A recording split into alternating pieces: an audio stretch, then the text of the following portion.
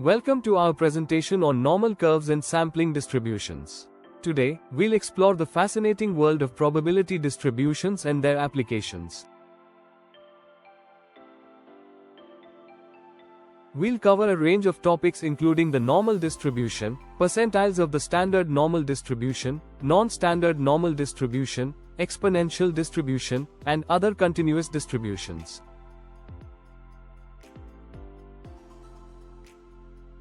The Gaussian distribution, also known as the bell-shaped curve or normal distribution, is the most widely used distribution in science. It is a continuous distribution characterized by its mean and standard deviation. The normal distribution is a continuous probability distribution for a random variable, x. The graph of a normal distribution is called the normal curve, which is symmetrical and bell-shaped. In a normal distribution, the mean, median, and mode are equal. The total area under the curve is equal to 1, and the curve approaches but never touches the x-axis as it extends infinitely. A normal distribution can have any mean and any positive standard deviation. The mean determines the location of the line of symmetry, while the standard deviation describes the spread of the data.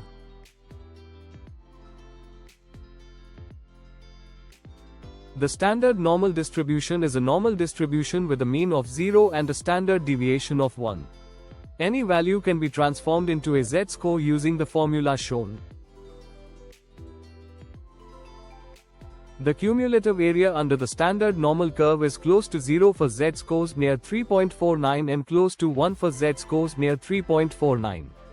The area for z equals 0 is 0.5000. The standard normal table provides the cumulative area for z-scores. It is an essential tool for finding probabilities and percentiles in a standard normal distribution. To find the cumulative area for a z-score of 2.71, locate 2.7 in the left-hand column and move across the row to the column under 0.01. The area to the left of z equals 2.71 is 0.9966. To find the area to the left of z, use the standard normal table. For example, the area to the left of z equals 1.23 is 0.8907. To find the area to the right of z, use the standard normal table to find the area to the left and then subtract it from 1. For example, the area to the right of z equals 1.23 is 0.1093. To find the area under the standard normal curve to the left of z equals 2.33, use the standard normal table. The area is equal to 0.0099. To find the area under the standard normal curve to the right of z equals 0.94, use the standard normal table. The area is equal to 0.1736.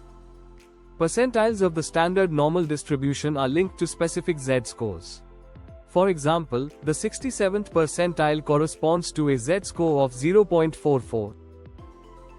The 99th percentile of the standard normal distribution is the value on the horizontal axis such that the area under the z-curve to the left of the value is 0.9900.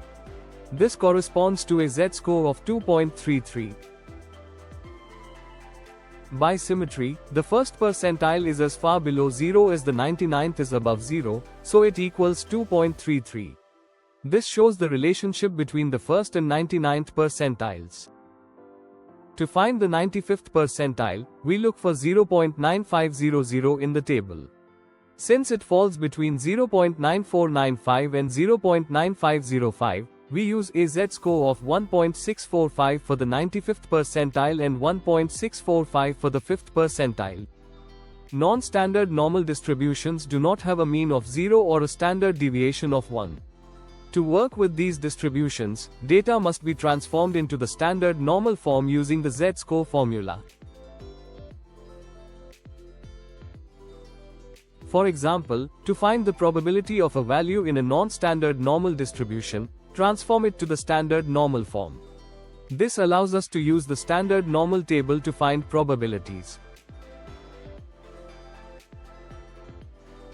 The average score on a statistics test is 78 with a standard deviation of 8. If the scores are normally distributed, we can calculate the probability of a student scoring less than 90. Using the Z-score formula, we find that the probability is approximately 0.9332. Similarly, we can determine the probability of a student scoring more than 85. By applying the Z-score formula, we find that this probability is about 0.1894. Exponential distributions are used to model the time between events in a Poisson process, where events occur continuously and independently at a constant average rate. This is particularly useful for calculating the reliability of electronic devices and estimating the expected time until a product is likely to fail.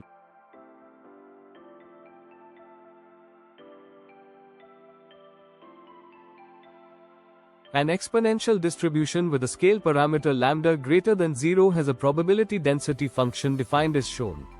The exponential PDF is easily integrated to obtain the cumulative distribution function.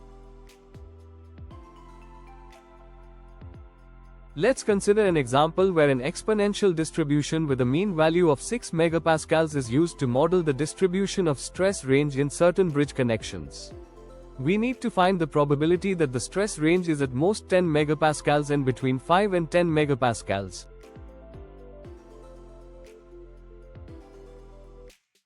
To find the probability that the stress range is at most 10 MPa, we use the cumulative distribution function of the exponential distribution.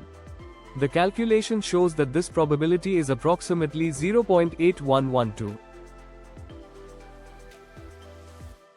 Next, we calculate the probability that the stress range is between 5 and 10 megapascals. This is done by finding the difference between the cumulative distribution values at 10 megapascals and 5 megapascals, resulting in a probability of approximately 0.2454. Weibull distribution is a continuous probability distribution commonly used in reliability engineering, life data analysis, and survival analysis. It is particularly useful for modeling the time until failure of a product and can model various types of failure rates depending on its shape parameter.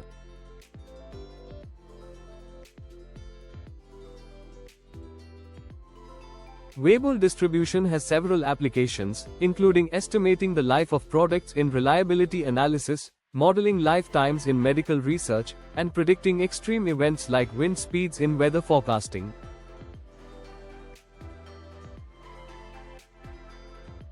The shape parameters alpha and beta of the Weibull distribution can be varied to obtain different-looking density curves, as illustrated in the figure. This flexibility allows it to model a wide range of data. Log-normal distribution is a probability distribution of a random variable whose logarithm is normally distributed. If a variable follows a log-normal distribution, then its logarithm follows a normal distribution. Log-normal distribution is used in various fields such as finance to model stock prices, environmental studies to model phenomena like particle sizes, and reliability engineering to model the time to failure of systems and components.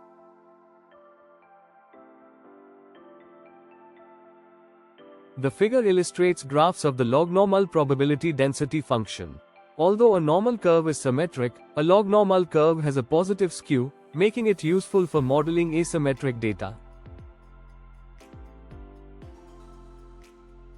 Beta distribution is a continuous probability distribution defined on the interval 0, 1. It is often used in Bayesian statistics, machine learning, and decision theory to model the distribution of probabilities. The figure illustrates several standard beta probability density functions. The beta distribution's flexibility allows it to model a wide range of data distributions.